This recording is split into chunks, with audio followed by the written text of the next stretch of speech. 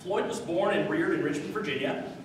He went to public schools in Richmond and graduated from John F. Kennedy High School in 1976. He went right into the family grocery business, which had as many as 3 supermarkets at one time. He also owned a private security business for a few years, working as a private investigator and a trainer of private investigators and armed and unarmed security officers. He recently earned a bachelor's degree in history with a minors in political science and education from Mary Baldwin College's adult degree program, and is substitute teaching currently in Chesterfield County. After his tenure in the House of Representatives, he hopes to teach full-time. Floyd has been married for 30 years and has 2 adult children, a daughter and a son. Floyd's wife, Susan, has been an elementary school teacher in Chesterfield County for 33 years. They have been residents of Midlothian since getting married in 1981. Floyd has voted Republican since he came of age, casting his first presidential vote for Ronald Reagan. As a lifelong student of history, Floyd has accumulated an extensive personal library on the history of the country and continues to add to it. His study of this subject has given him an insight into the creation of our nation that allows him to grasp the concept of limited federal government as envisioned by our founding fathers. It was Floyd's frustration with his Republican representatives and their lack of adherence to the Constitution and that concept of limited government that spurred him to run for office and challenge the status quo. He ran for the 7th District seat in 2010 as an independent and has garnered the most votes of any third-party candidate in a 3-way race in Virginia. It was after that election and his opponents' continued abuses of the Constitution and the Republican creed that Floyd received many calls and emails from 7th District constituents and Republican Party members asking him to return to the party and challenge for the seat in a primary race. Floyd has heeded that call and is here tonight to answer your questions and to try to impress upon you the need for a changing of the guard in Virginia's 7th District. All right, next on the agenda, we'll have some opening statements from the 2 candidates, and we'll start, because he's closer, we'll start with Floyd Bayne. Can everybody hear me okay? Yes. I guess there's really no need for me to use the microphone. Gosh, where do I start? He pretty much covered a lot of it. Folks, I don't want to be a career politician. I'm not doing this because I want to get rich. I'm not doing this because I want to be powerful. I'm not doing this because I want to tell you how to live your life. We get enough of that already. I'm not just a candidate for office. I think people overlook this sometimes. I also live in the 7th District. I have to live under the laws that are passed in Washington and in our State House. And when those laws are abusive of our rights, when they contradict the Constitution, then someone has to step up and say, enough. We're going to stop doing this. We're going to reverse this trend. And I don't see that happening. We know it's not going to happen from the Democrat Party. We know they like to grow government. We know they think the government should be your nanny. So then, shouldn't the Republican Party be the antithesis of that? Shouldn't we have a party that says, no, we're not going to have big government. We're going to return to the Constitution and the concept of a limited federal government. Well, when our party is doing the exact same thing that the Democrat Party is doing, then we don't have 2 parties anymore, do we? And that's where I'm coming in. That's why people like me, Bonnie, Karen Pekowski in the 6th, is it Kenneth or Kevin? Ken Vaughn in the 11th District. You've got some choices this year of what we call liberty candidates, people who want to get back to the Constitution and understand what the enumerated powers are for the federal government. So when we come here tonight, we're going to answer your questions, and I'll be the first to tell you if I don't know the answer to something, I'll tell you I don't know.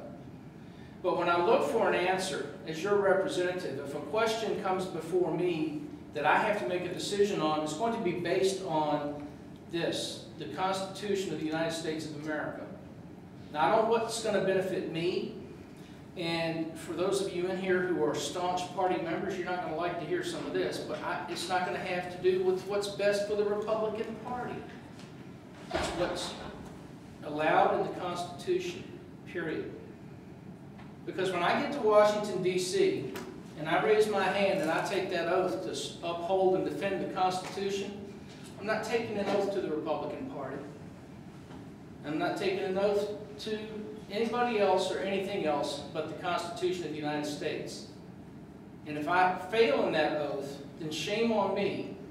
And if I do fail in it, and you don't hold me accountable, shame on you. Because that's your job, your responsibility in a free republic.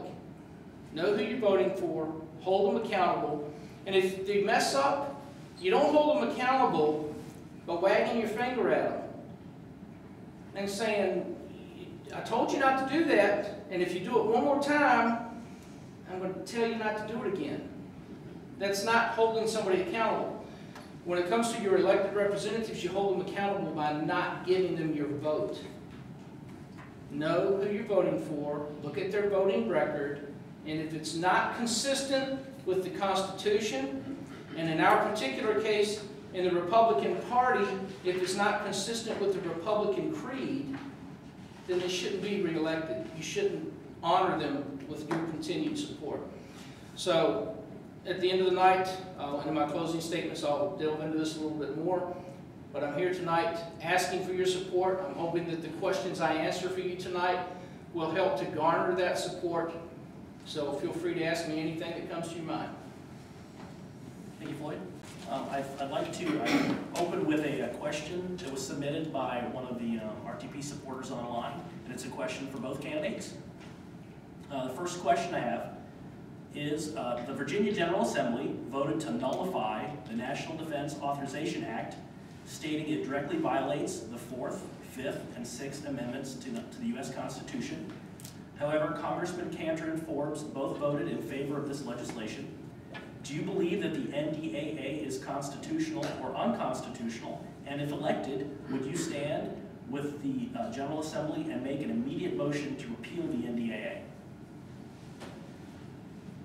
That happens to be something I talk about quite a bit, so I'll go ahead and take that first. Yes, it is unconstitutional, and you just said why. It violates our 4th, 5th, and 6th Amendment rights. How many people here do not know what the NDAA is? National Defense Authorization Act, which Obama signed into law last December. And we recently, in fact it was last week, there was a vote held, the Smith-Amash Amendment, which would have removed from that bill the provisions that allow for American citizens to be illegally detained with no due process of law. So Mr. Cantor and Mr. Forbes both had a chance to right their wrong. And you know what? They squashed the amendment. They kept the bill as is. Now, what the NDAA says can happen is, if our Department of Homeland Security or any federal law enforcement decides that you are a potential terrorist, a potential threat to this country, key word here, potential, American citizen or not, you can be detained by our government indefinitely, no due process. You cannot confront your accusers, you cannot speak with an attorney, you will not see your family, and you will not have a speedy trial by a jury of your peers. What country does that sound like to you? It's not the United States of America. Now, a lot of people look at me and they say, and folks, I'm going to hurt some feelings, get ready. A lot of people in the Republican Party go, well gosh, Floyd, that's just about terrorists. We're not terrorists. It's okay if we violate the Constitution if it's for our safety, isn't it? Folks, how many people here are actually members of the Richmond Tea Party? Raise your hand. How many of you here own guns? How many of you here have written to one of your representatives about limited government and the Constitution? Guess what, folks? You're all potential terrorists. Now, if you think I'm crazy and I'm making this up, look it up. Department of Homeland Security, over a year ago, sent out a list of things that law enforcement should look for in determining if an individual is a potential terrorist. And everything I just mentioned puts you on that list. So if you think this doesn't apply to you, you better think again. And Mr. Cantor voted for this bill. And a federal judge just recently declared it unconstitutional. Glenn Beck, Rush Limbaugh, Judge Andrew Napolitano all say it's unconstitutional. So if I'm crazy, then I'm in pretty good company. And I'll live with that. And I'll tell you something else before I turn it over to Bonnie. How many people in here are veterans? Thank you. Did you know that a returning combat veteran is on that list? Folks, if that doesn't make you mad, nothing will. And that pisses me off. And it should you. This question is for both of you. One of the fundamental threats to a sustainable U.S. economy is continued funding and expansion of entitlement spending.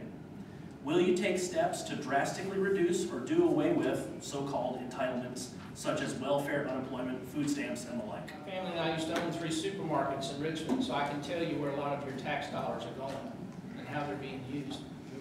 Folks, it gets back to answer simply, yes, I would work to get rid of them. Let me make 2 points. First, when we talk about entitlement spending, I don't lump Social Security in with that, and I'll tell you why. Because you paid into it. Welfare, as we think of it, is getting money that you haven't earned from somebody who has. Now, do I believe Social Security should exist? Constitutionally, no. But it does. So, should those who have paid into it receive the benefits they were promised? Yes, they should. And there are ways we can make sure that it remains solvent until we can wean ourselves off of it. In the meantime, 17 enumerated powers are given to the federal government in the U.S. Constitution. That's all, 17. Anything not specifically spelled out in this document for the federal government is reserved to who? The states or the people. Social welfare, corporate welfare are not in here. That is not what our tax dollars should be spent on. And when I talk about welfare, I'm not just talking about the food stamps and the WIC vouchers and AFDC. I'm talking about corporate welfare as well, bailing out businesses in the private sector using your tax money and mine. It's welfare no matter who's getting it. It's unconstitutional, it's wrong, and I'll do everything I can to get rid of it. I just want to remind everyone the value of brevity. So if we get more short questions and short responses, we get more questions in. Longer questions and longer responses. Just one thing she said though, Republican greed. I got news for you. There's greed on both sides of the aisle. Absolutely, absolutely. And those are the people we need to be conscious of. I don't, look, it should be obvious to anybody by now, I don't cut the Republicans any slack any more than I do the Democrats. If you're messing up, you need to be held accountable. And the thing that gets me is when people talk about the greed and corporations on Wall Street, we need more regulations, all right? Well, who's going to enforce those regulations? Politicians? Aren't they the same people that got us in this mess in the first place? Yep. So do we really trust one group of greedy people to regulate another group of greedy people? When you consider that one group of greedy people are giving a lot of money to the other group of greedy people to kind of, you know, wink, wink, nudge, nudge, and let them get away with what they're doing. I think we need to find other ways of regulating that. It's called the legal system, and if somebody's doing something illegal, you prosecute them. You don't just, you know, get a little slap on the wrist. I have a one-word question. It probably has a two-word answer. Obamacare, repeal it. But I'd like a little more discussion on this. And to this point, I think most people in this room are against Obamacare. And if you get in, if either of you get elected, you're going to be working with not only the House, but the Senate. There's a good chance that the Senate is going to be taken over by the Republicans, but they might only get 51 seats, which means that they still won't have enough to end a filibuster if a repeal law were to get over to the Senate. So, in my estimation, there are, short of repealing the whole thing, which is what I would be in favor of, there are other approaches, such as repealing parts of it. What parts of Obamacare would you support repealing pragmatically that you think might be able to get through with Congress? Floyd? Individual mandate. I don't think the government has the right to tell anybody what they have to buy and punish them if they don't. and I would, just to make it clear, I would abolish Obamacare altogether and replace it with the Jeffersonian health plan of Dr. John Lanzalotti, which, by the way, has just recently been patented, and it's on my website under my issues page. I would encourage you to check it out.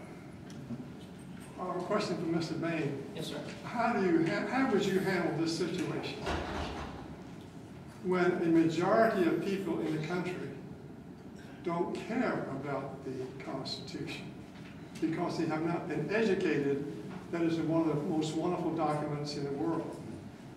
And a law is passed, and the majority of people, which we have lots of times, don't care. Even though you and I and other people say, look, this is not constitutional. The people who are the policemen of whether it's a law, or whether it's correct or not according to the Constitution, don't care. So the law is passed as unconstitutional. The majority of people say it is when it really isn't. How would you handle something like that? I've used the bully pulpit of my office to try to educate them. Look, there was a time in this country when the Dred Scott law was in effect, and the majority of people thought a black man was chattel and wasn't allowed to be free. Did that make it right? During Prohibition, for example, they made a law, and nobody abided by it. Right. Prohibition. So what happens after? We abolished the amendment. People came to realize it was a waste of time. And that gets back to the same thing with the drug argument. We've got laws against all kinds of drug use now, and the numbers keep going up. So you would go to bully pulpit. Well, what else could I do? I mean, I certainly couldn't twist their arm behind their back, but, you know, I would take advantage of every opportunity I have to educate people. And this very process of running for office is an educational experience. I mean, how many people before the last week or so knew that we were having a primary June 12th? There's still a lot of people out there that don't know that. How many people, and I'll get more into this in my closing statements, but how many people do you think understand Eric Cantor's voting record? If I wasn't making the noise that I'm making and pointing these things out, there are people out here who just happily go about their business, ignorant about what's going on and not care. So there's no easy answer. I mean, look, I wish June 12, I win the primary. November 6, I'm elected to Congress. In January of next year, I'm sworn into office, and I wave a magic wand, and everything's wonderful. I wish it was that easy. It's not. And I'm not going to be able to do anything by myself. I'm certainly going to need help and hope that there are other people up there who think the same way I do. But you know what? The journey of 1,000 miles begins with the first step. And if I don't take that first step, nothing's going to change. I think with 47 million people on food stamps, they're not going to vote to not have food stamps. But if they have jobs, then maybe they won't need the food stamps. See, again, there's no one law that can be passed or one law that can be repealed that's going to fix all this. It's a multi-pronged attack, to use a military analogy. One guy's hitting him on the left flank while the other guy's hitting him in the rear. You can't just do it with a frontal assault. You've got to do a lot of different things. Create more jobs, you create less dependency on the government because people can work. And you know what? If they can work and they don't, and jobs are out there, shame on them. We're the most charitable country on the face of the planet. Americans are the most philanthropic people in the world.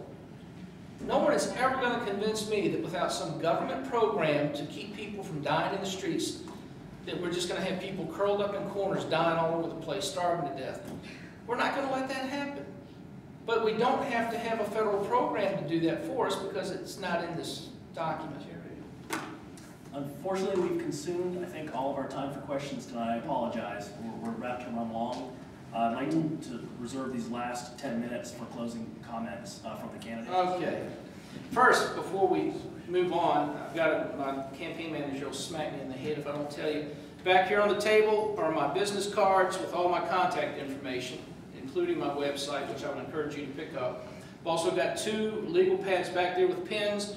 If you would like to help my campaign in any way, making phone calls, putting signs up, whatever the case may be, please give us your name and any contact information you're willing for us to have so we can get in touch with you. And remember, June 12, staple it on the wall, write it on your forehead, whatever it takes. Tell your friends, neighbors, family, Anybody, June 12th, you've got to get out and vote. This is too important to put it off. It's too important to ignore it. We've got to do it. Now, I mentioned earlier in my statements why I'm running. I'm challenging the House Republican leader, Eric Cantor. Man raises a lot of money. Man's been there for 12 years. He has accrued power and influence, to which I would ask, how has that benefited us? But that's the argument you hear. Well, you're running against Eric Cantor. I like Eric Cantor. I mean, he's got lots of power now. He's got influence. Doesn't seem to be doing much for us with it. Just recently, he's touting his 20% tax cut for businesses. You've all heard that? You probably got the mailers. How many of you in here own a business? Or have ever owned a business? Let me ask you this. 20% for 1 year. You going to invest more capital? Going to grow your business, hire new people? Smoke and mirrors, folks. Smoke and mirrors. It's an election year. He's got a challenger in the primary for the first time. He's got to say something to make you think he cares. Why for 1 year? In 1 year, it's going to have to be reauthorized. What if it's not reauthorized and you just invested several $1,000s worth of capital in your business? Up in smoke. We've got to see through this stuff, folks. We've got to stop accepting that when the Democrats do it, we're self-righteously up in arms and beating their chest. Those evil Democrats, how dare they? But when one of our guys does it, it's okay. No, it's not. It's not okay. It's not okay when you have a voting record that says it's okay to arrest and detain indefinitely American citizens. I don't care if you're a Democrat, Republican, Libertarian, I don't care who you are. If you voted for a bill like that, you said to me that you don't give a rip about the Constitution. You don't care about our individual civil liberties. We have a Republican creed we work by. We're supposed to adhere to it, just as we are supposed to adhere to our oath to uphold and defend the Constitution.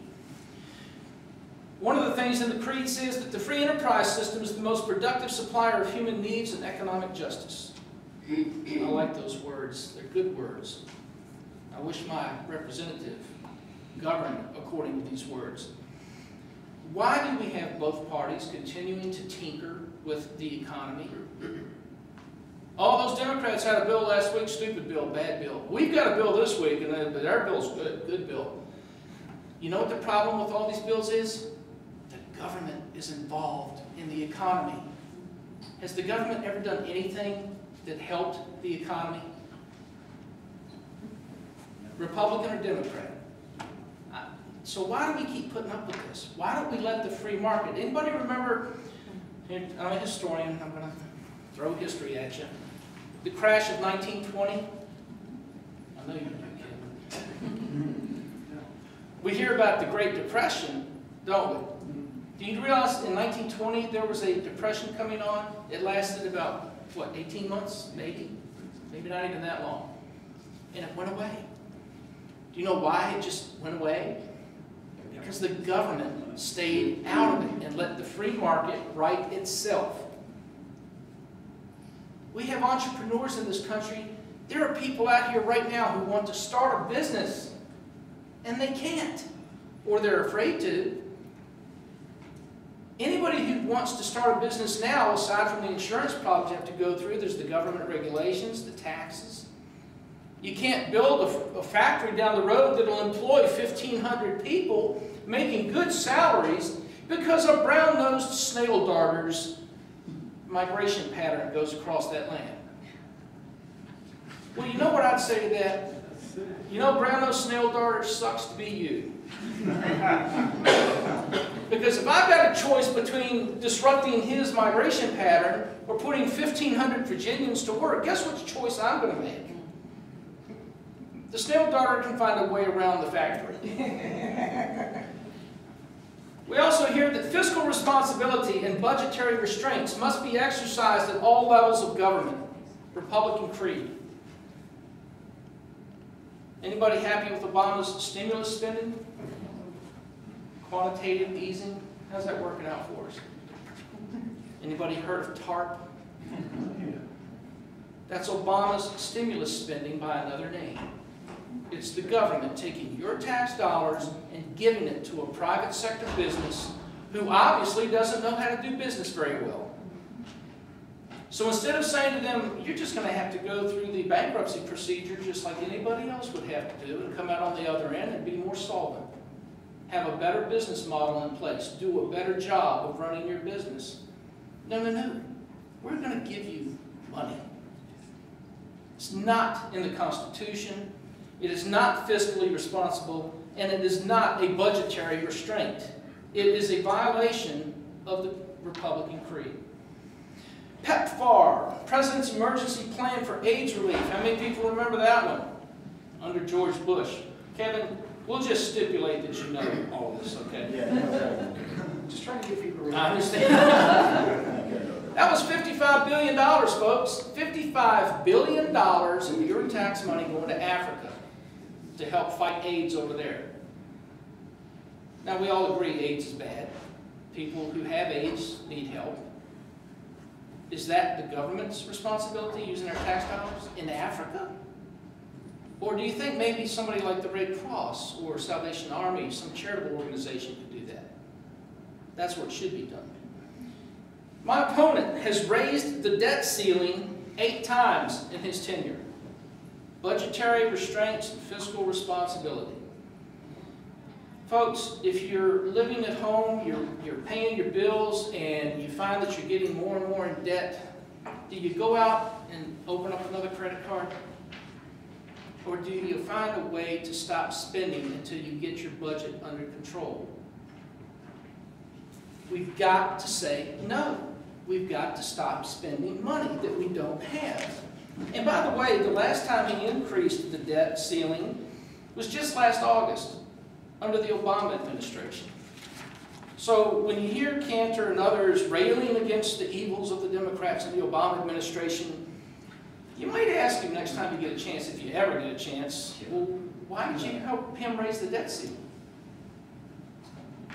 The federal government must preserve individual liberty by observing constitutional limitations. We've already spoken about the NDAA. How about Federal Restricted Buildings and Grounds Improvement Act? Do you know now it's a felony, not a misdemeanor, a felony, to protest at any event where the speaker is protected by the Secret Service? If the Secret Service decides they won't allow any protesting, any signs, it's a felony. Eric Cantor voted for that. There goes your First Amendment rights. We got spy planes, the drones, unmanned drones now flying overhead, Fourth Amendment right out the window, they can spy on you. CISPA, Cyber Intelligence Sharing and Protection Act. How many of you guys do blogs? Post on Facebook? Send emails to people? Well, now the government can spy on you. No probable cause, no Fourth Amendment rights. Mr. Cantor voted for that.